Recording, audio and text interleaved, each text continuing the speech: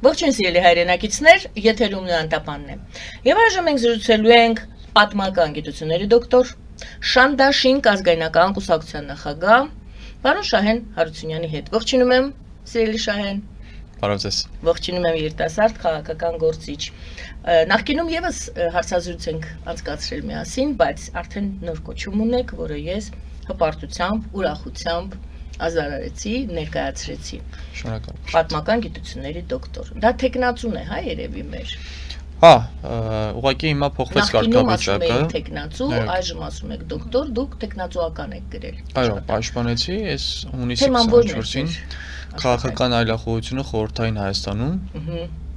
Բավականին այսպես շատ կարևոր ժամանակաշրջան եւ շատ քիչ լուսաբանված։ Ըստ էության առաջին ատենախոսությունն էր այդ թեմայով 1960-ականներից մինչև Հայաստանի անկախության հռչակման ժամանակափուլ։ Միշտ ասում են, որ Ղարաբաղյան Արցախյան շարժումը սկսվեց 88-ից 1988 թվականից, բայց այդտեղ կա սխալ, պատմական սխալ։ Իրականում շատ ավելի վաղ ժամանակներից էր սկսվել պայքարը, հողային պահանջատիրությունը, ինչպես նաև անկախության համար պայքարը։ Իսկ ավելի վաղը որն է 1960-ականներից, այո, 1960-ականներից հենց 3 հրատարակվել է իմ 10-րդ գիտական հոդվածը, որը նվիրված է հայկական իրականության մեջ առաջին այլախոհական կազմակերպությանը, հայ երիտասարդների միությանը, ձևավորված 1962 թվականին։ Եվ փաստացիորեն այս ժամանակից սկսած այս կազմակերպության հիմնադրմամբ եւ գործունեությամբ սկսվում է Հայաստանում այլախոհության այդ գործընթացը ստանալ ավելի կազմակերպված բնույթ, եւ որը պետք է բերեր եւ հանգեր միջև արդեն Արցախյան շարժման բուն ընթացքին։ Բայց որի նպատակն էր անկախություն, դեպի անկախություն տանել Հայաստանը։ Խորհրդային Հայաստանում գործել է շուրջ պաշտոնապես այսպես գրանցված դատավարություններով 9 այլախոհական կազմակերպություն, որոնք ունեցել են հիմնական 3 ուղղություններ։ Առաջինը դա ազգային հարցերն էին, հողային պահանջատիրություն, այսինքն Արցախ, ինչպես նաև Նախիջևան, հայոց ցեղասպանության մասին բարձրաձայնում, հայոց լեզվի պաշտպանություն եւ նմանատիպ այլ ազգային խնդիրներ։ Երկրորդ ուղղությունը Հայաստանի անկախության վերականգնման շարժումն էր, մարդիկ, որոնք պայքարում էին Հայաստանի անկախության համար, եւ երրորդը դա մարդու իրավունքների պաշտպանությունն էր։ Այս երեքը ամբողջացնում էին հայկական իրականության մեջ այլախոհական պայքարը։ Եվ շուրջ 20 տարի ավելի քան 90 հոգի 90 հայ այլախոհներ պայքարել են, դատապարտվել են, ընդհանուր միջև մահապատժի են ենթարկվել իրենց գաղափարների, իրենց պայքարի համար։ Որպեսզի վերականգնեն այն, ինչը մենք այսօր ունենք եւ որի մասին, որի կորստի մասին բոլորը անհանգստանում եւ ահազանգում են, այսինքն այսպես կորի նման բարձրացանք, ստացանք, ունեցանք եւ հիմա վտանգ կա, դրա մասին մենք խոսենք, կա արդյոք վտանգ, որ մենք կորցնենք այդ ձեռքբերվածը, վերականգնածը։ Իհարկե, որովհետև մենք չգնահատեցինք, թե ինչ ունենք, սա մեծ խնդիր էր։ Կամ ինչ ունենք այսօր։ Հա, ինչ ունենք, գիտեք, ունենք նկատի ունեի անցյալը ոչ թե մեր անկախ պետականությունը։ Այդ պայքարը, հա։ Այդ պայքարը 20 տարիների երկարատև պայքար, տառապալից պայքար։ Որպեսզի վերականգնվի այն, ինչ այսօր մենք ունենք։ Եվ շատ անարդար էր այն, ինչ որ տեղի ունեցավ նոր անկախ հանրապետությունում։ Ամբողջովին այսպես անկյուն նետվեց այդ ժամանակաշրջանի ծանր պատմությունը։ Արցախյան շարժում, այո, դա ամենամասսայական ժամանակաշրջանն էր, ամենամասսայական, երբևիցե այդ պայքարի տարիներին այդքան մարդ չի եղել, հանրահավաքներ չեն արել մարդիկ, որովհետև մի հատ թռուցիկ էին պատրաստում, որտեղ նշված էր Արցախի եւ Նախիջևանի մասին եւ դրա համար մոտ 5-10 տարի բանտերում էին անցկացնում մի հատ թռուցիկ գրելու համար։ Եվ ինչպես կարելի էր անտեսել պայքարի այդ ծանր ժամանակափուլը, երբ մարդիկ նշեցի ընդդեմ միջև մահապատժի են ենթարկվում իրենց գաղափարների համար, մահանում էին բանտերում ծանր պայմաններից, ակսորվում էին բանտային ծանր տարիներ էին անցկացնում, տասնյակ տարիներ, տարբեր, գիտեք ինչ հետաքրքիր բան կա, կային մարդիկ, որոնք մեկ անգամ են դատապարտվել եւ հետո ազատ արձակվելուց հետո փորձել են շատ աչքի չընկնել իշխանություններին, հա, պահպանել են իրենց գաղափարները, բայց կան մարդիկ բավականին շատ տասնյակներով, ովքեր որ երկրորդ, ընդդուք մինչև երրորդ եւ չորրորդ անգամ են դատապարտվել։ Նույն բանի համար, Նույն բանի համար։ պայքարի համար։ Այո, անցել են խորհրդային դաժան իրականության մեջ, բանտերով, տառապանքով դուրս են եկել, ազատվել են եւ փոխարենը ավելի հանգիստ կյանքի գնային, շարունակել են այդ պայքարը, որի համար նորից ազատազրկումների են ենթարկվել։ Այսինքն թանկ գնով բոլոր դեպքերում, այնպես որ ասում են, հա, խորհրդային միությունը փլուզվեց, ուզեինք, չուզեինք, պետք է ունենայինք անկախ Հայաստան, բայց մենք գին ենք վճարել դրա համար։ Այո, խորհրդային միությունը փլուզվեց սառը պատերազմի արդյունքում։ Հավաքական արևմուտքը Միացյալ Նահանգների գլխավորությամբ հաղթեց այդ հակամարտությունում, փլուզեց խորհրդային միությունը եւ 15 հանրապետություններ, այդ թվում նաեւ Ռուսաստանի Դաշնությունը ստացան անկախություն։ Այո, դա ըստ էության ձեռքբերովի աշխարհակաղակական, այո, նոր իրավիճակ էր։ Բայց դա չի նշանակում, որ հայ ժողովուրդը պայքար չի տարել անկախության համար։ Եվ դա արժեք չպետք է ունենա, որպեսզի պաշտպանես։ Մեր ընտանիքից իմ պապիկը Ավագ Շահենարությունը 2 անգամ դատապարտվել է ազատազրկման։ Այնուհետև զրկվել խորհրդային միության քաղաքացիությունից, մենք այդ տուն այդ որոշումն ունենք, հենց 87 թվականի սեպտեմբերի 30, 86 թվականի սեպտեմբերի 30 Մոսկվա Կրեմլ Գերագույն խորհրդի նախագահության կողմից այնուհետև արտաքսվել է։ Նույնը պապիկիս եղբայրը։ Այսինքն սա դեռ ընտանեկան ասեցի, Պաուլ Հայրիկյանը 4 անգամ ենթարկվել է ազատազրկման, Ազատ Արշակյանը շատ անգամներ, Աշոտ Նավասարդյանը Եվ ձեր հայրիկը։ Եվ իմ հայրիկը, այո։ Եվ շատ ու շատ այլ մարդիկ, Ստեփան Զատիկյանը, Հակոբ Ստեփանյանը, Զավենը գնդակահարության ենթարկվեցին։ Ինչու եք կարծում, որ այնուամենայնիվ ճիշտ չենք գնահատում ձեռք բերվածը եւ ճիշտ չենք պաշտպանում մեր այսօրվա ունեցածը։ Սրա մասին բավականին այսպես ցայտուն օրինակներ կան։ 2025 թվականն է հիմա։ Եվ շատ այսպես սերունդների մեջ, նոր սերունդի մեջ, անկախության տարիների այդ դժվարությունները հիշվում է մութ ու ցուրտի տարիներ։ 30 տարուց ավել մեր իշխանությունները ձգտեցին, արեցին կամա թե ակամա, վստահաբար որոշները պատահականորեն եւ որոշները դիտավորյալ, սերունդների մեջ փաստորեն անկախության վերականգնման դժվարին ճանապարհը, որը զուգորդված էր Արցախի ազատագրմամբ, այսօր մեր գիտակցության մեջ ամրապնդված է որպես մութի ու ցուրտի տարիներ։ Բնական է, որ պետք է մութ լիներ, ցուրտ լիներ, արհավիրք լիներ, ծանր լիներ, չէ՞ որ դու անկախանում ես։ Եվ վերջո անկախանում ես 1000 տարվա ոչ անկախ կարգավիճակից չհաշված առաջին հանրապետության կարճ ժամանակափուլը։ Եվ վերջո դու հողային մեծ ձեռքբերում ես ունենում, երևի 1001-ների մեջ այսպես առաջինը չհաշված Նեժդեի կողմից Սյունիքի այդ հերոսամարտը, որի շնորհիվ Սյունիքը մնաց հայկական։ Եվ բնականաբար պետք է շատ ծանր լիներ։ Մեր սերունդների գիտակցության մեջ դա չմնաց որպես ձեռքբերման, անկախության, արժեքների համար պայքարի ժամանակաշրջան։ Եվ դրա համար մենք այսօր ունենք խնդիր։ Եթե անկախությունը դա մութն է եւ ազատագրումը հողի ցուրտն է, այսպես բառախաղով այսպես դասավորենք, բնականաբար թե անկախությունը հասարակության նոր սերունդների մեջ չի ընկալվելու եւ ոչ էլ Արցախը չի ընկալվելու։ Եվ տեսնում ենք, որ այո, այսօր մենք կորցրեցինք Արցախը, կորցրել ենք Արցախը ու երկու փուլով ու շատ ծանր երկու փուլով մենք կորցրեցինք, զիջեցինք Արցախը 20 թվականին եւ 23 20 եւ 23 թվականներին մենք այսօր կորցրել ենք տարածքներ Հայաստանի Հանրապետության ինքնիշխան տարածքներից, վտանգված այսօր Հայաստանի անկախությունը։ Ես չեմ խոսում Հայաստանի դրոշի մասին, ես չեմ խոսում Հայաստանի հիմնի կամ Հայաստանի Հանրապետության անունի մասին, ես խոսում եմ Հայաստանի Հանրապետության անկախ հանրապետության իր բովանդակության մասին։ Բովանդակությունը ազատ է թե եւ անկախ թե չէ, դրա մասին եմ խոսում։ Հասարակությունը խիստ անտարբեր է, երիտասարդությունը խիստ անտարբեր է։ Եվ սա մտահոգիչ է։ Եվ սա օդից չի լինում այս հարցերը։ Սա այս 30-35 տարիների բացն էր։ Մենք տապալեցինք հոգևոր անվտանգությունը, հոգևոր դաստիարակությունը, ինչ բոլոր իշխանությունները պետք է անեն, մենք տապալեցինք կրթությունը, մենք ամեն ինչ տապալեցինք։ Կարող են ինչ-որ մի կետից սկսած, եթե գիտակցումը գալիս է, չէ՞ որ ասում են հիվանդության բուժումը սկսում է այն պահից, երբ որ դու կարողանում ես ախտորոշել այդ հիվանդությունը։ Եթե մենք 20 թվականից առ այսօր ախտորոշում ենք, փորձում ենք ախտորոշել, ասենք այն տեղ, որտեղ դուք կանգնեցիք, դա ախտորոշվեց։ այդ փուլից կարող ենք սկսել առողջացման, եթե էլի բժշկական տերմիններով խոսենք, այդ փուլից սկսենք ճիշտ դպրոցներում ճիշտ դասերակցությունը, ինչ է պետք դրա համար, ինչ է պետք որպեսզի երիտասարդությունը, այո,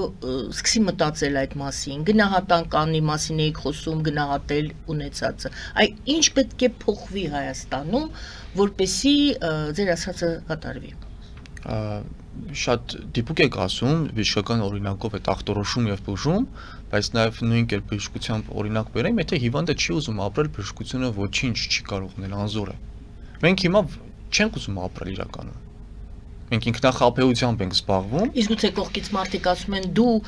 տեսել եք այդ ինձ համար շատ ցավալի են այդպիսի գրառումները, որ ես կարդում եմ, այսպիսի ժողովուրդը, որ այսպես է մտածում, ինքը չպետք է ունենա պետություն, պետականություն չպետք է ունենա։ Կողքից եթե անընդհատ քեզ խփում են, ասում են դու չպետք է բուժվես, դու բուժվելու ունակ չես, գուցե դա է ոչ թե չի ուզում բուժվել, այլ ոչ թե հիվանդը չի ուզում բուժվել, այսինքն ոչ թե երիտասարդությունը չի ուզում պաշտպանել իր ունեցած անկախ պետությունը, պետականությունը, այլ կողքից անդադ ասում են, եթե դու այսպեսին ես, ուրեմն դու չպետք է լինես, դու չպետք է ունենաս պետականություն, եւ այլն, գուցե այդ կողքից հարվածներն են թուլացնում հիվանդին։ Սա շատ նուրբ գիծ է իրականում, որովհետեւ Նու հիվանդ չեմ ասում ժողովուրդն է հիվանդ եւ հասարակությունը։ Չէ, մեր մտածողությունը մենք իրավիճակն ենք նկարագրում որպես պրոբլեմատիկ իրավիճակ։ Այո, որովհետեւ իրականում մեր մտածողությունը առողջ չէ։ Մենք adekvat չենք աշխարհում տեղի ունեցող գործընթացներին։ Եվ սա շատ խնդիր է, որովհետեւ աշխարհը զարգանում է մեկ այլ ուղղությամբ։ Մենք ոչ միայն հետ ենք մնում զարգացման տեմպերից, այլև մենք հակառակ մտածողությամբ ենք առաջ գնում։ Օրինակ տեսեք, ազգերը այսօր ամբողջովին առաջնորդվում են իրենց պետական ազգ պետությունները, իրենց պետական շահերով։ Այո։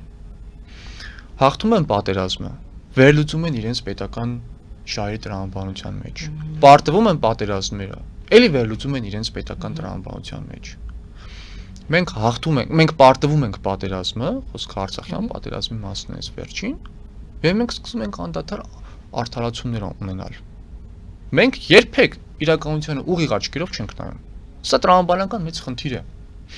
Անդադար այս 5 տարի է մեզ ասում են, մենք սկզբում ասում էին պայքարում ենք ուրեմն Ադրբեջանի, Թուրքիայի ու Պակիստանի դեմ։ Հետո շարունակում են, որ մենք պայքարում ենք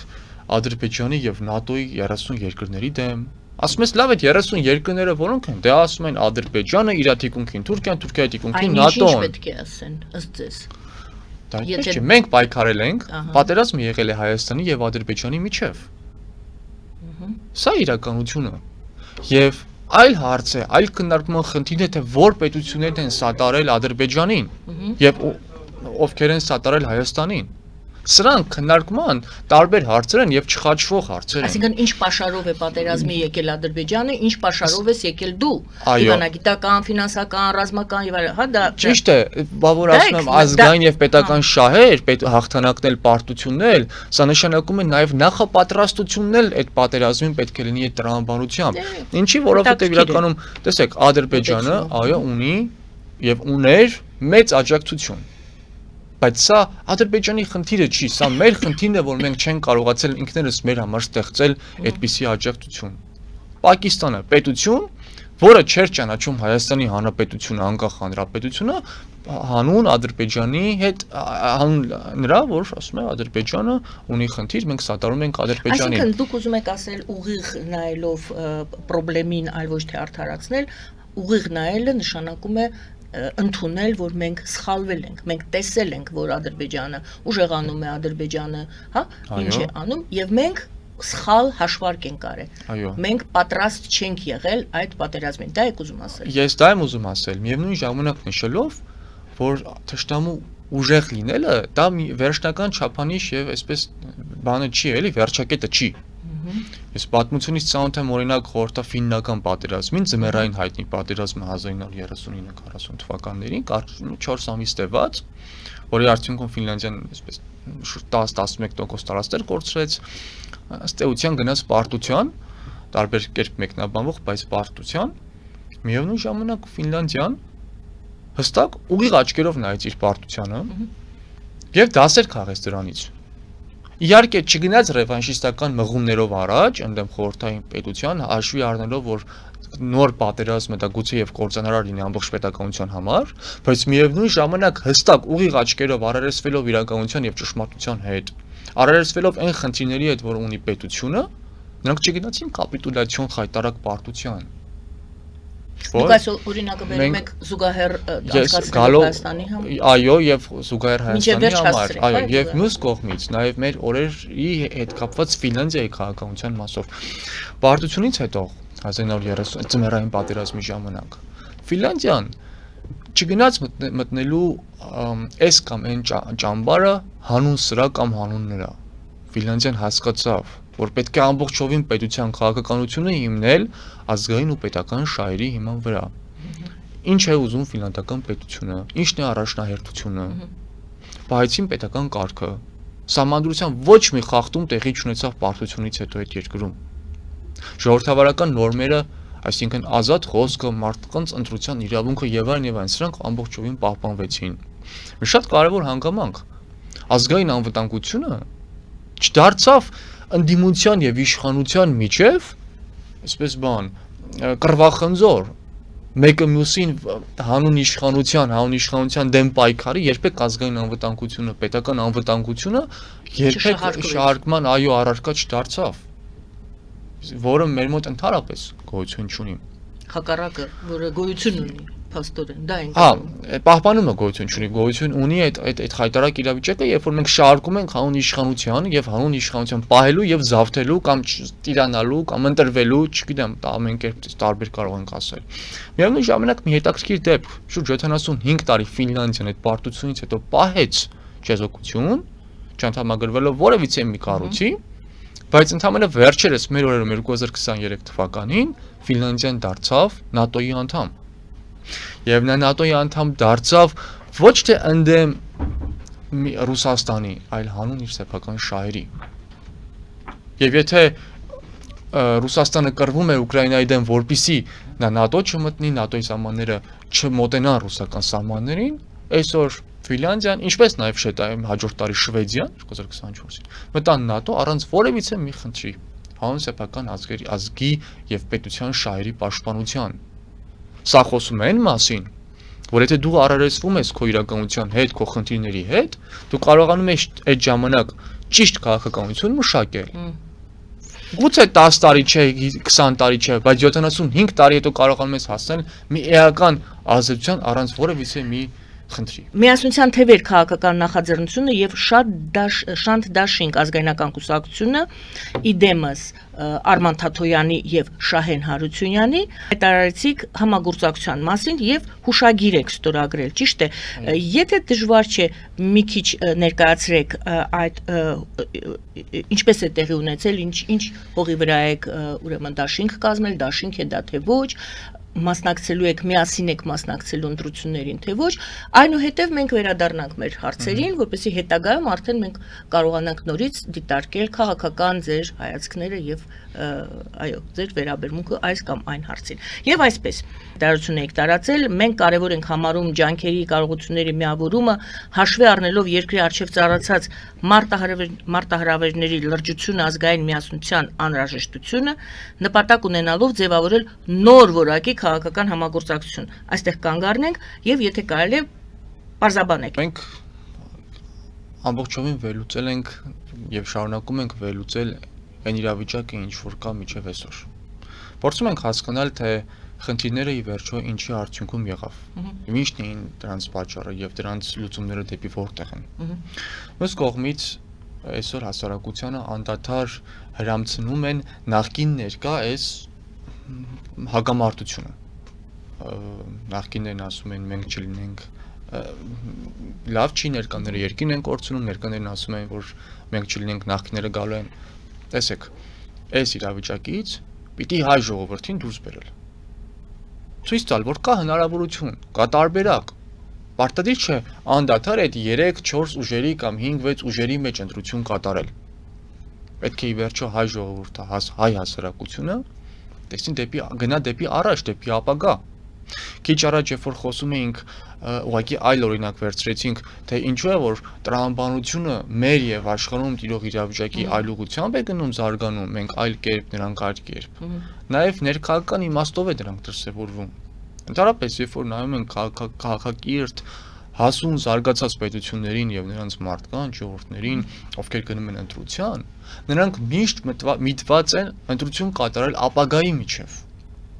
Իսկ մենք գնում ենք նախկինի եւ ներկայի, այսինքն վատի եւ վատագույնի մեջ ենք փորձում ընտրություն կատարել։ Սա նորմալ չէ իրականում։ Պետությունները այդպես երկար գոյատևել չեն կարող։ Առաջ գնալ չեն կարող։ Մենք փաստի առաջ ենք կանգնած, հասարակությունը չի վստահում անգամ նոր քաղաքական ուժերին եւ գաղտնիք չէ որ անգամ երբ որ մենք խոսում ենք այո Արման Թաթոյանը եւ Շահեն Հարությունյանը շատերը ասում են Արման Թաթոյանը նախկինների ժամանակ ինչ որ պաշտոններ է զբաղեցրել ուրեմն նա կապված է նախկինների հետ։ Շատ լավ, այս մասին էլ խոսենք։ Իրականում վերլուծում ենք, էլի, մարդիկ պետք է նստեն ու վերլուծեն, մտածեն։ Հիմա մենք էլ նստել ու քննարկել ենք։ Իրականում մենք կտրականապես բացառում ենք, նախ ասեմ Շան դաշինքը ի սկզբանե, այնուհետև նաև մեր այս համատեղ համագործակցությունը մենք դա հուշագրումել ենք ամրագրել, որ բացառում ենք նախկին նախագահների, նրանց հետ ասոցացվող ուժերի հետ համագործակցությունը։ Բայց վերադառնալով նախկին մտքին, ըստում մարդը վերլուծում ենք, քննարկում ենք։ Այս մարդը եթե եղել է համակարգի մեջ, ճանապարհ է անցել։ Ես դա դրական եմ համարում, երբ որ դու համակարգի մեջ ես լինում ու ճանապարհ ես անցնում, բայց միևնույն ժամանակ պետք է տեսես այդ ճանապարհը ինչպես է անցել եւ արդյոք նրա անցած ճանապարհը ինչ որ մի կերպ նպաստել է այսօրվա ծանր աղետալի իրավիճակին։ Հիմա եւ տեսնում ենք իր զբաղեցրած պաշտոնները եւ նա քաղաքական Արման Թաթոյանը քաղաքական որոշումների կայացման գործընթացի մեջ չի եղել։ Այսինքն դա ինչ չի կախված եղել Հայաստանի ապագան։ Ես դա չեմ ասում, որպեսզի դուք բացատրեք։ Ես ասում եմ պետք է, այո, հասարակությունը պետք է ժամանակ ունենա քաղաքական, որևիցե քաղաքական ուժ, որպեսզի ներկայանա եւ վստահություն ձեռք բերի հասարակության։ Հասարակությունը այնքան է հուսախաբվել։ Ես չեմ մեղադրում ոչ մեկին, ոչ մյուսին, որպեսզի դուք հիմա ես պարզապես փաստն եմ արձանագրում։ Հասարակությունը բազմաթիվ անգամ խաբվել է եւ այժմ ոնց որ երացրած ջուրը նայում է, անգամ չի փորձում փչի որ խմի, հա, որ նա շրջանցում գնում է ասում է, ստեղ բայց դա հարցելություն չի։ Բա հենց այդ է, դրա համար էլ մենք չենք ունենում ընտրություններին բավականաչափ ակտիվություն։ Մասնակցություն, այո, սա խնդիր է։ Այսինքն տեսնել խնդիրը եւ դրան շրջանցել, չեղա որ դու խնդիր լուծում ես։ Սա գիտեք որտեղ է նաեւ գալիս, դե սկզբում խոսեցինք այդ որ մենք չենք ընկալում մեր անկախությունը, արժեքը, մեր պետությունը, որովհետեւ եթե մենք ընդունենք սա մեր բոլորի տունը, մեր երկիրը, մենք այդպես չենք մոտենա հարցերին։ Որովհետեւ յուրաքանչյուրի տանը եթե կա խնդիր, ընտանիքի անդամները չեն խուսափում այդ խնդրի լուծմանը, այդ ձեր ասած երացող կացայի մեջից չեն փորձում խուսափել։ Չէ, անգամ շատերը ընտանիքի հայրը կլինի, մայրը կլինի, գնում են ու իրենց ինքնազոհության գնով փորձում են երեխաներին լավանել կամ հակառակը։ Եթե մենք մեր ազգով սա որպես մեր ընդհանուր տունը չենք ընդունում մեր հայրենիքը, մեր պետությունը, դրա համար ենք կանգնում այսպիսի խնդիրների առջև։ Ես չեմ մեղադրում ժողովրդին, որ հուսախաբ են եղել, որտեվ այո, ժողովրդը իրավունք ունի հուսախաբ լինելու, բայց մենք պետք է մեր մեջ կամք գտնենք առաջ գնալու։ Այստեղ շատ չի տարբերակները։ Առաջարկ կարող ենք անել, հիմա այսպես փորձեմ ձևակերպել այդ առաջարկը, որ մարդիկ գնան ընտրության, նախապես հստակ բացառելով իրենց մտքում ընտրել են մարդկանց, որոնք մաս են կազմել միջև մեր օրերի այս աղետալի իրավիճակին, այսպես ինչ-որ մի կերպ մաս են կազմել, թող բացառեն նրանց ընտրությունը եւ ընտրեն մնացածից յուրաքանչյուրն ում որ կուզեն։ Բայց մենք վաղար շաբաթում էլ Գյումրիում էլ տեսանք, էլի նույն մարդկանց են ընտրում, նույն ուժերին են ընտրում։ Այո, հիմա նույն ուժերը գնացին անցան եւ այնտեղ։ Պարլամենտական ընտրություններին, այսպես ներկայապանակը բավականին ավելի շատ են բազմազան են լինելու եւ բավականին շատ հնարավորություններ ունենալու հայ հասարակությունը ընտրության։ Բայց պետք է նորից եմ կրկնում վստահություն ժողովուրդը տա այդ վստահության քվեն։ Դա գիտեք շատ դժվար է նամանավանդ մեր նման երկրներում, որովհետեւ այստեղ փողը եւ իշխանությունը նախկին ազդությունները եւ լծակները մեծ նշանակություն ունեն մարդկանց ընտրության եւ գիտակցության վրա, ձևավորման վրա։ Շատ խնդիր է սա։ Բայց եթե մարդիկ ի սկզբանե բացառեն որոշակի հստակ սկզբունքներ ունենան, մենք չենք ընտրում այս արժեքներով մարդկանց, ընտրում ենք այս տիպի մարդկանց։ Նոր դրանց մեջ կարող է գնալ ընտրության կատարել։ Բայց այստեղ կներեք, այստեղ մի շատ կարևոր արձանագրում ունենք։ Եվ սա էլ անգամ չի նշանակում, երաշխիք չի, որ չեն սխալվելու հաջորդ ընտրության հետ կապված։ Բայց սա էլ միևնույն ժամանակ չի նշանակում, որ հաջորդին պետք է հուսախաբվեն ու չգնան ընտրության։ Ոչ, պետք է գնան ընտրության, այնքան որքան կլինի ընտրություններ, պետք է ընտրեն նոր մարդկանց, միջև այնքան ժամանակ, որ արդեն նորմալ մարդիկ կլինեն իշխանության Հայաստանում։ Բոլոր նորմալ երկրներում այդպես է գործընթացը։ Միանգամից չեն պետությունները կայանում, միանգամից չեն լավ իշխանություններ լինում։ Հա, որոշ երկրներում միանգամից լավերն են գալիս։ Մենք այդքան ներողություն սխալվելու ժամանակ եւ հնարավորություն։ Բոլորի մեր սխալվելու այդ հնարավորությունները պակասում են, որովհետեւ մենք որպես նորմալ քաղաքական ազգի ձևավորման գործընթացում կարող ենք սխալվել, նորմալ է, բայց մենք այդ օրինակ 10 տարում կատարվելիք սխալները անում ենք 1 տարվա ընթացքում մենք արագ մեր հնարավորությունը սպառում ենք, որովհետև սխալվում ես, դրան զուգահեռ կարող ես մի լավ բան անել, կոմպենսացնել սխալդ։ Մենք լավ բաներ չենք անում, մենք անդադար սխալվում ենք եւ սխալվում։ Լավ,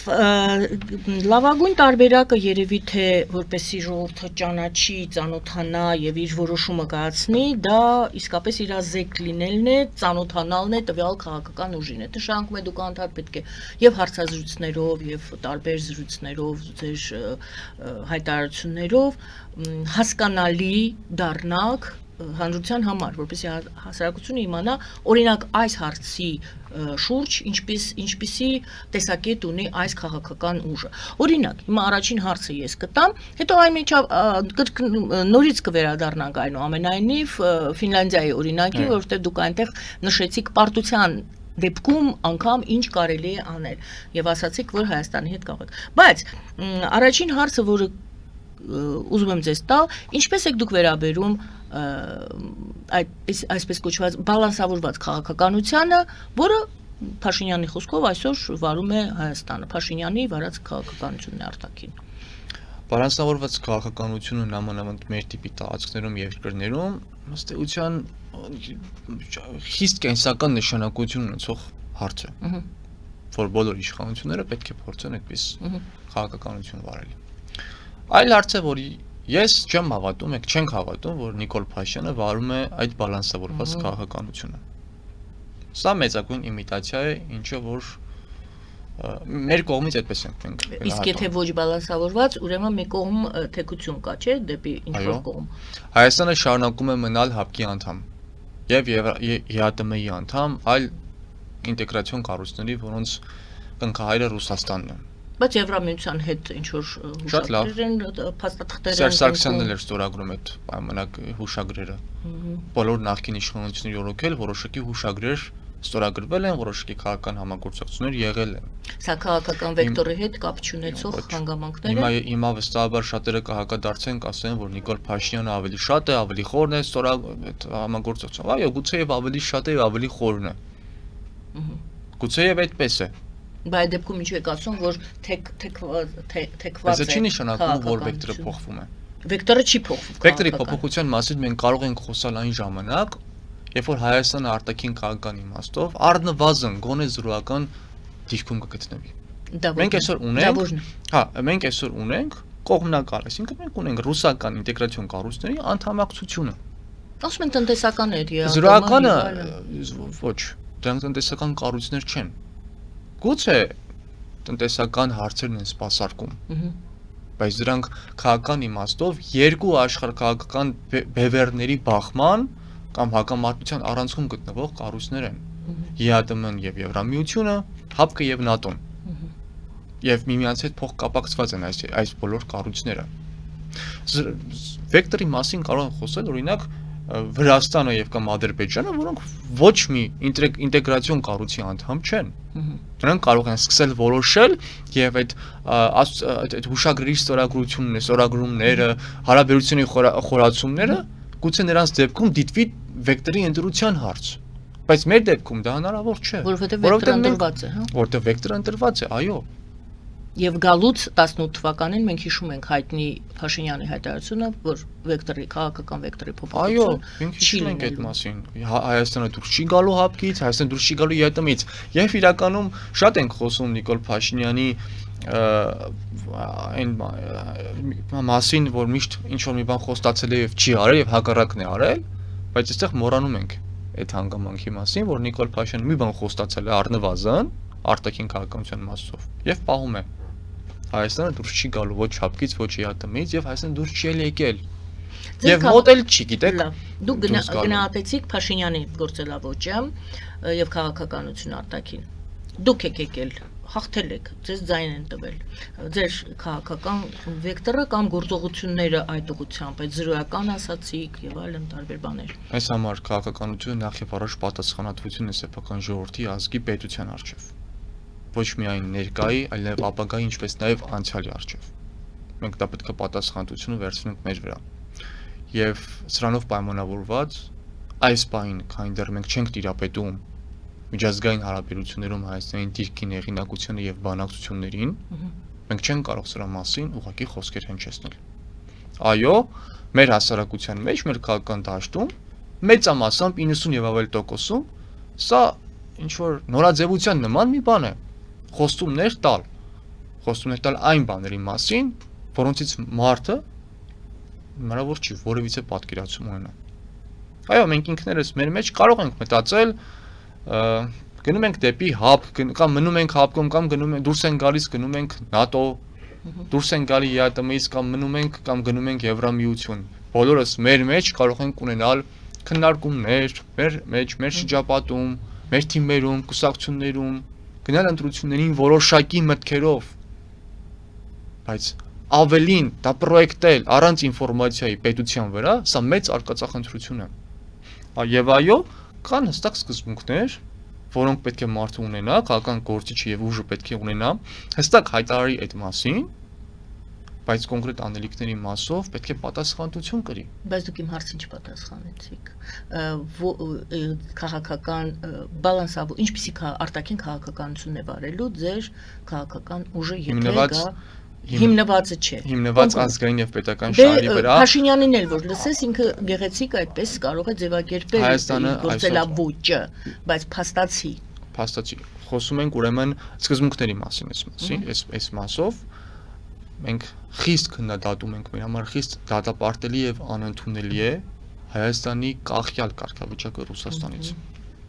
Սա հստակ սկզբունք է։ Դուրս եք գալու հապկից եւ տեսեք, սա հստակ է գիծը, որ պետք է դնենք։ Մեր համար խիստ անընդունելի է այս կարգավիճակը։ Եվ բնականաբար սրա համար պետք է քայլեր նախաձեռնվի, իրականացվի, թե ինչ ընթացք ունենա գործընթացը։ Սա ցույց կտա, երբ որ դու ունես պետության։ Իհարկե, հա, այս մասին շատ հեշտ կլինի ասել, հիմա ուղղակի խոսեմ, ասեմ, հա, դուրս եմ գալու հապկից, գնալու եմ ՆԱՏՕ։ Սա այդպես չի այս հարցերը։ Կա հստակ սկզբունքներ, որի մասին ես խոսում եմ, այն ինչ որ անում է այսօր հապկը, խիստ անընդունելի է։ Սա անընդունելի է,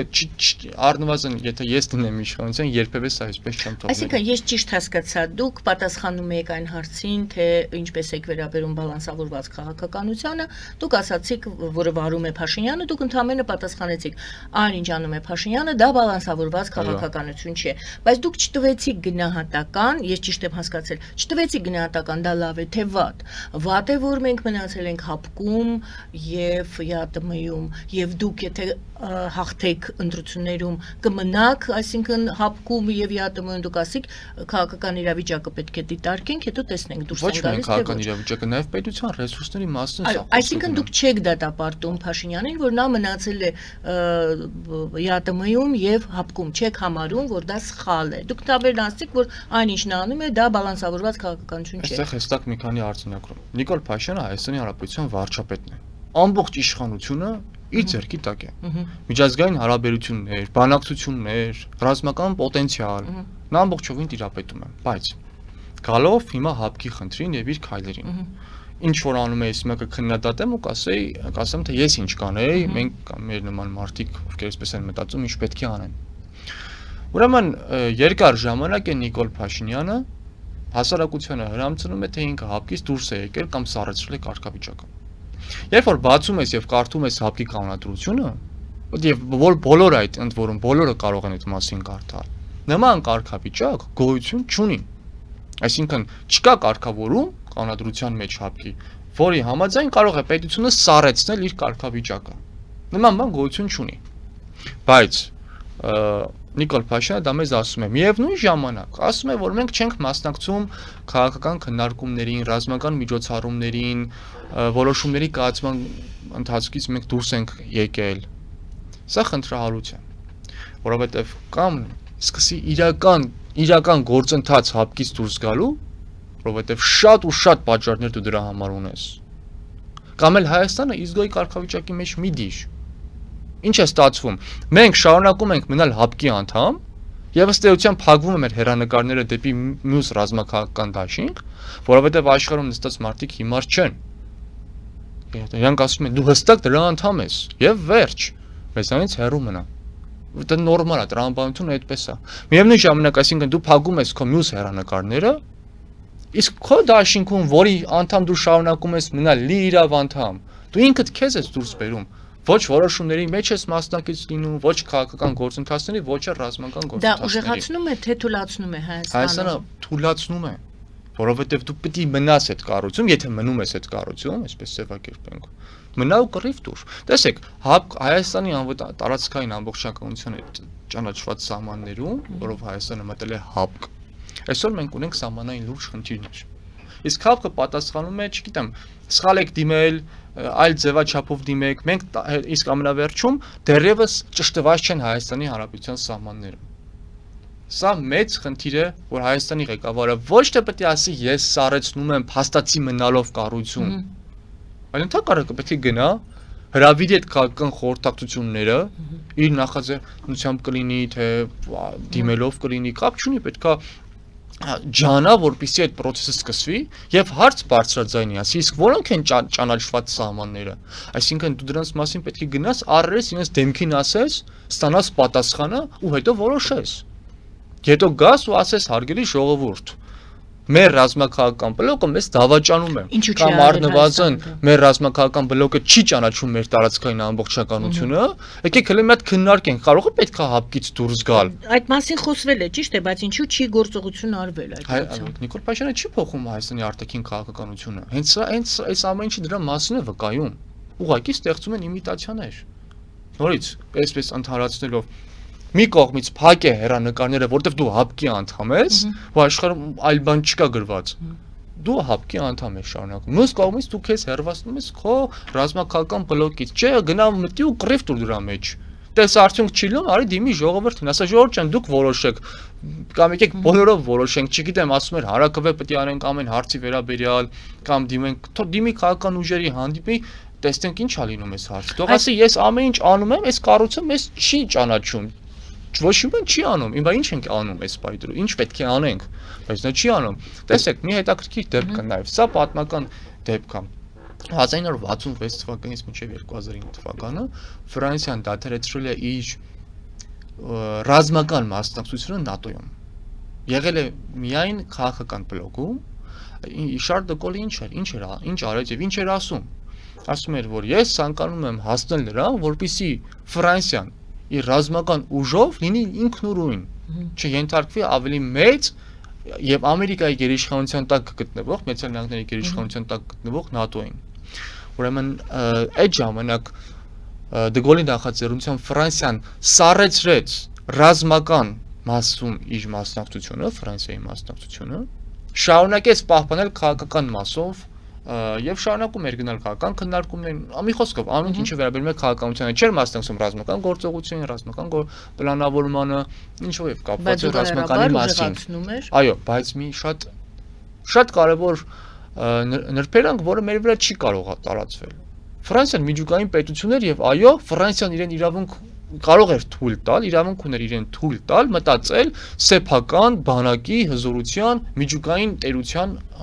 ապագա, այո, նա միջուկային պետություն էր Ֆրանսիան, դիրքերը պաշտպանելու, այո, ուժեղ եւ ինքնուրույն պաշտպանելու մասին։ Սա Ֆրանսիան կարող է իրան թույլ տալ։ Իդեպ 2009 թվականից Ֆրանսիան նորից վերադարձավ ՆԱՏՕ-ին, նաև Այո, նա վերադարձավ, բայց դուք երկու անգամ նշեցիք, նա կարող էր, մենք չէ, մենք ուրեմն չենք կարող։ Չէ, տեսեք, ես նշեցի, ռազմականից որ դուրս էր եկել, դա չի նշանակում, որ նա քաղաքականից դուրս էր եկել, սա դրա մասին օրինակ է։ Այս օրինակը բերում է, որ Հայաստանը երբ որ ասում ենք, որ Հայաստանը սառեցրել է, դա չի նշանակում, որ նա դուրս է եկել կառույցից։ Եվ Ֆրանսիան հստակ էր դրել իր խնդիրները։ Հիմա ինչ որ չափ լուծվեց խնդիրները, ինչ որ չափ չլուծվեց, եւ Ֆրանսիան հաշվի նստեց իրականության հետ վերադարձավ 2009 թվականին։ Բայց փաստացիորը միշտ հստակ պատմության մեջ գրվում է, թե իրավաբանները, թե փաստացի եւ թե դե յուրե։ Նա ուժեղացած վերադարձավ պարզապես։ Իր դիրքերի իմաստով, այո։ Նա ուժեղացած վերադարձավ։ Բայց մենք շարունակում ենք, բայց Ֆրանսիան երբեք չէր ասում, որ մենք ՆԱՏՕ-ի անդամ չենք։ Կամ սառեցրել ենք մեր մասնակցությունը։ Ֆրանսիան ասում էր մենք դադարեցրել ենք ռազմական մասով համագործակցությունը ՆԱՏՕ-ի հետ կամ մաս կազմելը, քաղաքական մասը նա պահպանել էր։ Այսօր Հայաստանի իշխանությունները նման քայլեր չեն անում։ Ես սա օրինակ եմ բերում, որ համաշխարհային պրակտիկայում դեպքերում կան պրակտիկայում կան նման դեպքեր։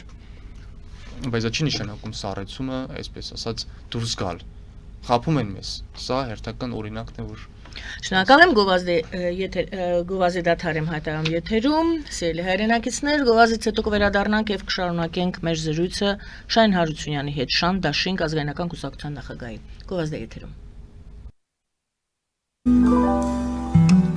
Ֆելիչե ժամանակակից ատամնաբուժական կլինիկա։ Այստեղ հարմարավետությունն ու խնամքն առաջնային են։ Այստեղ կիրառվում են ատամնաբուժական ամենաժամանակակից տեխնոլոգիաներ, ճշգրիտ ախտորոշում, արդյունավետ բուժում, նուրբ փորձառություն եւ անհատական մոտեցում։ Սկսած սովորական մանրուքներից մինչև առաջադեմ ընթացակարգեր, այստեղ դուք գտնվում եք բարձր որակավորում ունեցող եւ փորձառու ատամնաբուժական մասնագետների ձեռքերում։ Մեր բարեկամական եւ հյուրընկալ անձնակազմն այստեղ է յուրաքանչյուր այցը հաճելի դարձնելու համար։ Ֆելիչե, ձեր առողջ եւ ամենաերջանիկ շպիտը սկսվում է այստեղից։ Եկեք եւ բացահայտեք նորարարության փորձագիտության եւ կարեկցանքի կատարյալ համադրությունը։ Վաճառվում է գերմանական հնաոճ դաշնամուր 1892 թվականի արտադրության ֆոն Մուրբախ։ Գտնվում է գերազանց վիճակում։ Գինը 15000 ԱՄՆ դոլար։ Հեռախոսահամար 094 115 310։ Երևան փոստը Գրանադա Հյուզում տեղեկացնում է։ Դրամական փոխանցումներ 1%-ով։ Օդանավով 1 փաունդը 2.99։ Նավով ուղարկեք 1 արկղ, երկրորդ արկղը անվճար։ Ավտոմեքենաների փոխադրում անհավատալի արժեքներով։ Ինչպես նաև կահույք եւ մեծ չափի բեռների փոխադրում։ Jackpot հագուստի խանութը երկրորդ մասնաճյուղն է բացել Գլենդելի սրտում, որտեղ կարող եք ձեռք բերել եվրոպական եւ ամերիկյան ընտիր հագուստեղեն, կոշկեղեն, աքսեսուարներ, պայուսակներ ամենահարմար արժեքներով։ Նաև կարող եք ցանկացած ապրանք պատվիրել եւ ձեռք բերել կարճ ժամանակում։ Jackpot-ի Գլենդելի հասցեն է 1135 North Pacific Avenue, հեռախոս 818 813 2252։ Jackpot հագուստի լավագույն կենտրոնը Գլենդելում։ 60-ից ավելի ճանաչված եվրոպական բրենդների ինքնատիպ, չկրկնվող եւ մատչելի ընտրանին Fortuna Home and Country House խանութ սրահում։ Նորավոճ սպասք եւ կահույք հորեկա բնագավառի համար, տեքստիլ, տնտեսական ապրանքներ, ամեն ինչ գեղեցիկ կյանքի համար։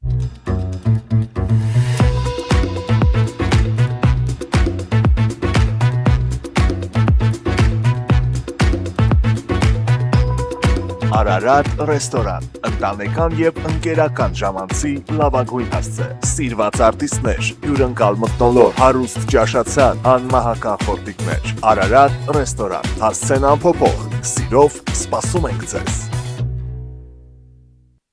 Լավագույն պաղպաղակ, բնական, համեղ եւ մատչելի գներով պաղպաղակը կարող եք ձեռք բերել բոլոր հայկական խանութներում։ Պահանջեք հայկական պաղպաղակ, Թամարա պաղպաղակ։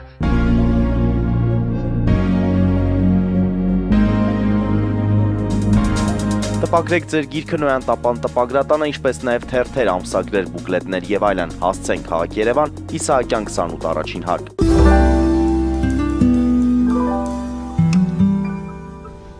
Սիրելի հայրենակիցներ, հիշեցնեմ, որ Շահեն Հարությունյանի հետ ենք զրուցում, Շան Դաշինք ազգայնական կուսակցության նախագահ։ Եթե ես չեմ սխալ, ճիշտ հասկացա ձեր հարցազրույցներից մեկում դուք ասացիք հետևյալը, ես իմաստն եմ բերում ձեր մտքի, եթե սխալվում եմ, դուք ինձ կշտկեք իմ ասածը։ Դուք ասում եք, խնդիրները, որոնց մասին խոսում են իշխանությունները, մասնավորապես կապված որոշ եկեղեցականների հետ, իրականում կան, սակայն դուք նշում եք, որ մեթոդները լուծման ճիշտ չեն ընտրված։ Ես ճիշտ եմ հասկացել, եթե ճիշտ եմ հասկացել, այդ դեպքում որն է ճիշտ մեթոդը լուծման, որն է լուծումը։ Այն որ Նախ ճիշտ եմ հասկացել, թե չէ, դուք ասում եք, այո, այդ խնդիրները կան, պարզապես ճիշտ չեն լուծվում։ Այո, ես ասել եմ, հիմա եմ նորից կրկնում, որ խնդիրներ մեր եկեղեցում բնականաբար կան։ Ինչպես հասարակության բոլոր շերտերում մենք ունենք արժեքային խնդիրներ, ոչ բոլորի մոտ իհարկե, այդ թվում նաև եկեղեցականների մոտ կան խնդիրներ, որոնց մասին տասնամյակներով բարձրաձայնվել է։ Սրանք նորություններ չեն մեզ համար։ Եվ շատ նորմալ է մյուս կողմից, որ հասարակությունը, այդ թվում նաև պետական իշխանությունը դրա մասին կարող է բարձրաձայնել։ Բայց այստեղ շատ կարևոր է բարձրաձայնման եւ դրան հաջորդած քայլերի մասին խոսելը։ Արդյոք բարձրաձայնումը պետք է լիներ նման կերպ, այսինքն Facebook-ում, սոցցանցերում, նման բառապաշարով, նման խոսույթով, եւ արդյոք բարձրաձայնումից հետո պետք է հետևեր այն գործընթացը, ինչ որ մենք տեսնում ենք իշխանությունների կողմից ձեռնարկվող։ Ձերբակալություններ նկատի ունեք։ Այդ թվում նաև ձերբակալությունները, պատարակները, այդ կեղծ պատարակներ կոչվածը, մյուսը դառնում է լինելու դեպ։ Եվ մյուս այս ինչ որ անում են, սրանք լուծումների մասին չեն, միշտ խոսել ենք եւ միշտ պետք է խոսել, որ սա ավելի շատ, տեսեք, հասարակության մեջ Ռուսաստանը այսպես է վատ է անցալվում, որովհետեւ հասարակություն դժգոհում է։ Իշխանությունները դիրքավորվում են իբրև ռուսներին քննադատող, իբրև հակառուսական ուժ, փորձելով շահել հասարակության այդ մեծագույն հատվածի վստահությունը կամ սերը։ Նույնն էլ եկեղեցու հետ է կապված։ Մեր ժողովրդի մեջ բոլոր անկյուններում խոսվում է այդ մասին, եկեղեցականների սխալների մասին։ Հիմա իշխանությունները Նիկոլ Փաշինյանի գլխավորությամբ նույն գործընթացն է իրականացնում, փորձելով շահել ժողովրդի վստահությունը։ Այսօր փորձում ես պաշտպանել եկեղեցուն, մարդիկ ասում են, բայց խնդիրները, անդադար դրա մասն են ասում։ Այո, խնդիրներ կան, որոնք պետք է լուծվեն։ Հիմա այստեղ մյուս գիծն է քաշվում։ Ինչ խնդիրների մասին է խոսքը։ Կուսակրոնության ուխտի խախտման, թե օտարերկրյա ծառայության գործակալ լինելու մասին խնդիրները։ Առաջինի մասով պետությունը եւ որևիցե աշխարհիկ կյանքի ներկայացուցիչ իրավունք չունի իրականացնելու միջամտություն։ Դա ամրագրված է եկեղեցական կանոնադրությամբ, որը պաշտպանված է Հայաստանի Հանրապետության սահմանադրությամբ։ Խոսքը կուսակրոնության մասին։ Իսկ եթե մենք խոսում ենք օտարերկրյա ծառայությունների գործակալ լինելու, մասնավորապես KGB-ի ագենտ լինելու մասին, ապա այո, պետությունը ոչ միայն պետք է լինել պարտավոր է միջամտի եւ ձերբակալի բոլորին, ովքեր ծառայություն են մատուցում օտարերկրյա կազմակերպություններին։ Բայց պետք չի մեկը մյուսի հետ խառնել։ Փակագծում նշենք, որ չի նշված ներկայումս, նշված էր կարծեմ 86, չգիտես որ թվականներին հավաքագրված եզրած, չէ՞, դրա մասին, այսօրվա մասին մենք տեղեկություններ բացահայտված ամենայն դեպս լյուստրացիա արված չի, այս հարցը բացահայտված չի։ Պարզ չի, ամենայն դեպս հասարակության չի ներկայացված փաստարկները, փաստերը եւ ձերբակալված անձինք այդ գծով չկան։ Չկան, սա էլ է խնդիր, որովհետև իշխանությունը պարտավոր է նախաձեռնել գրական վարույթներ եւ դա պետք է անել հանրային կերպով, հասարակության աչքի առաջ։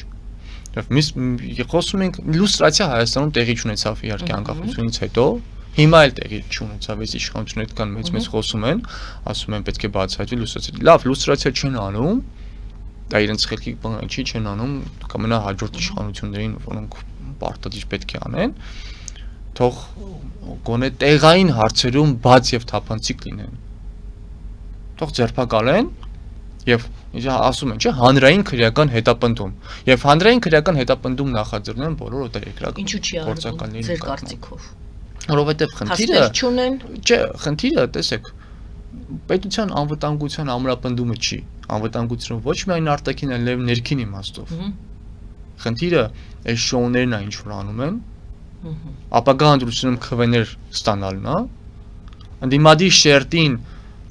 լուսանցք մղելն է, ասելով թե դուք պաշտպանելով եկեղեցուն պաշտպանում եք ռուսական կագիբեին, այս մի հատ հիմար խոսույթ, կամ պաշտպանելով եկեղեցուն պաշտպանում եք կուսակրթության ուխտի խախտումը եւ նման տիպ այլ բաներ։ Հստակ սահմանագիծ են քաշում, ընդդիմությանը մի կողմ թողնելով իրեն գնալով իբրև հայ ժողովրդի պաշտպանության դիրքերից հանդիսակով կամ եկեղեցու դիրքերից պաշտպանություն հանդիսակող ուժ, իրենց քաղաքական կարիերան են ապահովում եւ անում։ Ու թքած են ունենում, թե դա ինչ ծանր հետևանքներ է թողնում հայ հասարակության եւ հայոց պետականության վրա։ Եվ ապագայում ինչ խնդիրների առջև է սա մեզ կանգնացնելու։ Ձեր ասած մեթոդը հետևյալն էր, որ դեպքում է լուծումը բացահայտումն է եւ պատժելն է ըստ օրենքի։ Ոչ թե խոսակցությունների մակարդակով պարակտումն է, հա, հասարակությանը։ Պարակտումը արվում է միտումնավոր, ինչպես դուք ասում եք, որպեսզի ընտրությունների ժամանակ ձայներ վերցնեն, հա։ Ի սկզբանե ոչ թե խնդիրը լուծեն։ Այո, ի սկզբանե այս խնդիրը այդ թվում նաեւ ձայներ վերցնել։ Այդ թվում։ Ի սկզբանե խնդիրը կարող էր ավելի հեշտ լուծումների գնալ։ Առնվազն զրույցների մակարդակով։ Իսկ վարչապետը անդադ ասում է, որ ինքը չի հանդիպել եւ եսի ինչ պայմաններով կհանդիպի կաթողիկոսի հետ։ Թող հանդիպեին, իրար հետ դեմարտեմ նստեին եւ խոսեին։ Երկու առաջնորդները, հա, մեկը քաղաքական իշխանության, մյուսը հոգեվոր իշխանության, եւ մեկ-մեկու թող բացատրեին իրավիճակը եւ ստեղծված իրավիճակից ելքեր փորձեին գտնեին։ Եվ սա պետք է հիմնված լիներ մեր ապագայի տեսլականի վրա։ Բայց առնվազն քաղաքական իշխանությունը չգնաց այդ ճանապարհով, որտեղ իրենց պետք էր այդ շոուները, ինչի որ ստեղծեցին եւ արեցին։ Այսինքն հասարակության պարակտում։ Այո, այդ թվում նաեւ հասարակության պարակտում։ Պարակտման խորացում։ Պարակտման խորացում։ Սևերից ու սպիտակներից սկսեց։ Ում է դա ձեռնտու։ Դա ազգային անվտանգությանը։ Մեծ սպառնալիք է դա։ Այսօր դա մեծագույն մարտահրավերն է։ Երևի թե ոչ այնքան սահմանային անվտանգությունը, ինչքան մեր ներքին անվտանգությունից, ներքին անվտանգությունը նախ եւ առաջ ազգային միասնության կամ այս պարակտման վերացման մասին է։ Այսօր հասարակության մեջ ատելության ամենաբարձր մակարդակն է։ Բոլորը բոլորին հայհոյում են, բոլորը բոլորին կեղծ մեղադրանք զրպարտում են ու անպատասխան ու անպատիժ։ Այսօր բացես համացանցը ամբողջովին մարդիկ նստած, հա, այն ժամանակ ֆեյքային գիտեինք, որ ֆեյքերն են գրում։ Հիմա նստած մարդը Իրանուն ազգանով, իր դեմքով, իր ընտանիքով, նկարները ու զրպարտում է աչուձախ բոլորին։ Նայում ես, էլի ուղղակի զրպարտում է, որովհետև ինքը հավակնում է կամ էս քաղաքական ուժին, կամ էլ մյուս քաղաքական ուժին։ Սա ճգնաժամ է։ Խայտարակություն է սա։ Ճգնաժամից ավելին մենք ավելի անդումն ենք ընկել։ Սա նկարագրեցիք, դուք ձեր գնահատականը տվեցիք, վտանգը դրա։ Եվ ինչպես դա կարելի է արգելակել դա, որովհետև դա ավելանում է, մենք չենք պակասեցնում։ Ոնց որ ամեն անգամ նոր թեմա է ասպարեզ գալիս եւ այդ թեմայի շուրջ է պարակտումը գնում։ Վտանգը ամենաառաջին մեր միտքն էր։ Անկախ պետականության կորուստն է։ Չկա մի երկիր, որն ունենա նման հասարակություն, կամ չասենք հասարակություն, ունենա հասարակություն, որն ունի նման արժեքներ եւ պատկերացումներ կյանքի նկատմամբ եւ կարողանա անկախ պետականությունը պահպանել։ Ինչ որ օրինակներ կարող ենք գտնել, որոնք այդքան էլ բովանդակային իմաստով անկախ պետականությունի մասին չեն, այս կամ այն երկրի ազդեցության տակ գտնվող երկրներ են։ Եթե անգամ գտնենք նման դեպքեր։ Սա ամենախնդիրն է այսօր մեր անկախ պետականության հարցն է։ Դեպածորակարգում վտանգավոր եք համարում, քան արտաքին անգամ ազդեցությունը, հա, արտաքին վտանգից ոչ թե փորձենք հակադրել ավելի եւ քիչի, այլ իրականում, հա, թեկուզ հավասարազոր, գոնե այս փուլում առաջնային ներքին իմաստով։ Որովհետեւ արտաքին բոլոր մարտահրավերները ըստ էության բխում են ներքին մարտահրավերներից։ Այսօր մեր հանդեպ արտաքին աշխարհում ինչ անում են այնպես, ինչպես մենք տեսնում ենք այս կյանքն ու աշխարհը։ Մենք ապրում ենք, ինչպես որ ապրում ենք, ինչ հատուկ ծառայությունները ռուսական, ամերիկյան, ֆրանսիական, իսրայելական ուղղակի այսպես պարապ նստած են Չեն տեսնում թե մենք ինչ արժեքներ ենք դավանում, չեն տեսնում մենք ինչպես ենք ապրում։ Դե ասում են մենք ներսում, մաքրում ենք ներսում, մաքրություն է, մաքրություն չի, սա կործանում է։ Եվ անվանվում։ մենք պետք է հիշենք Ավետիք Իսահակյանի մարգարեական դարձած խոսքերը հայտնի բանաստեղծությունից ես ձեզ ասում եմ կգա ոգուսով եւ դուք քաղցեք ճոխ սեղանների մոտ։ Եվ այո, մենք սա ասում ենք մարգարեական այսօրվա համար։ Բայց իրականում Ավետիք Իսահակյանը այս ամեն ինչը տեսնում էր։ Եվ ոչ ուղղակի մարգարեություն էր սա, այլ ուղղակի իր աչքով տեսածի մասին վկայություն, որ գալու է այդ ֆոկուսովը։ Ինչպես արգելակել այդ ընթացքը։ Ինքնա, չեմ ուզում ասել ոչնչացման, ինքնա այսպես առերեսվել ճշմարտության հետ, ինչպես այդ ճշմարտությունը կա։ Ուղղակի ուղիղ աչքերով նայել, խոսել այդ մասին։ Հայրս Շանթ Հարությունյանը առնվազն 20 տարի շարունակ բարձրաձայնում է արժեքների հեղափոխության կարևորությունը։ Եվ առանց սրա հարցեր չեն լուծվելու։ Հնարավոր չէ անդադար քնել եւ զարթնել մտածել փողի եւ ուտելիքի մասին եւ ունենալ պետություն ի վերջո։ Պատմության խորքից երբ որ նայում ես չկան նման նախադեպեր։ Այնպիսի կայսրություններ են եկել ու գնացել ու փլուզվել, որ վերջը կարդում ես թե ինչպես եղավ էլի, որ օրինակ Հռոմի պես կայսրությունը փլուզվեց, Զնդական կայսրությունը փլուզվեց եւ շատ ու շատ կայսրություններ փլուզվեցին։ Տեսնում ես արժեքների ոչ թե բացակայություն, այլ եղած արժեքների նախ եւ առաջ խեղաթյուրումը, այնուհետև լրիվ իսպառ ոչնչացումը։ Երբ որ մարդը ազնվությունը ծաղրում է, հայրենասիրությունը ծաղրում է, ու այդպես բաներ կա էլի, ասում են ազնիվ ապուշ, հայրենասեր ես, չգիտեմ ինչ ես, այսպես բաներ կա էլի։ Կրթությունը, գիտությունը ծաղրող հասարակությունը երբեք առաջադիմության չի կարող գնալ։ Այսօր բացում ես մեր եթերը, իհարկե չեմ նայում հեռուստատեսություն, եթե աչքովս ընկնի համացանցով ինչ որ հատվածներ, դասախոսին ծաղրում են, ուսուցչին ծաղրում են։ Դա ինչպես կարող է ուսուցչին եւ դասախոսին ծաղրող հասարակությունը հույս ունել, որ ապագան լավ է լինելու։ Դա հնարավոր չէ։ Դա բացառված է։ Որովհետեւ ոչ թե շանս չկա, այլ լինելու ինչ-որ հեքիաթային հրաշքով շանս նելու դեպքում արտաքին երկրները մեզ ուժերը թույլ չեն տալու։ Ամերիկան, Ռուսաստանը, Ֆրանսիան, Գերմանիան, Մեծ Բրիտանիան, նման տիպ երկրները շատ լավ հասկանում են այդ ամեն ինչի գինն ու արժեքը։ Պատահական չէ, որ նրանց մոտ այդ մարդիկ համարվում են բարձրագույն մակարդակի վրա։ Ինչպես կարող են իրենք թույլ տալ համաշխարհային այս միջազգային թատերաբեմում նման մի պետության գոյությունը կամ հավասարը հավասարի գոյության մասին ասենք։ Նման արժեքներ դավանող մարդիկ մի անգամ շատ լավ այդ մասը լավ տպավորվել է հորիցս երևի թե ինձ կարծեմ ձեր եթերում էլ ասեց այդ մասին որ ուղղակի չեն կարող մեզ թույլ տալ մենք քաղցկեղի պես կտարածվենք ամբողջ աշխարհում որ դեպքում եթե մենք չուղվենք չշտկվենք այո մեր արժեքները չվերաիմաստավորենք այդ մարդկային այդ համամարտկային բարձր իդեալները չտավանենք ի վերջո մենք աշխարհում մեր նման պետությունները ինչով պետք է հավասարի նստեն պետությունների հետ։ Կհաղթահարենք, պարոն Հարությունյան, կարծում եք այս փուլը։ Ինչքան պայքարում ենք, այդքան ուրեմն հավատում ենք, որ կհաղթահարենք։ Շնորհակալ եմ այսօրվա զրույցի համար։ Ես նույնպես շնորհակալ եմ։ Շնորհակալություն սիրելի հայրենակիցներ, մենք լսում ենք պատմական գիտությունների դոկտոր Շանդաշինք ազգայնական կուսակցության նախագահ Շահեն Հարությունյանին։ Զրուցվարմեի ես Գայանե Առաքելյանս, բարին ձեզ։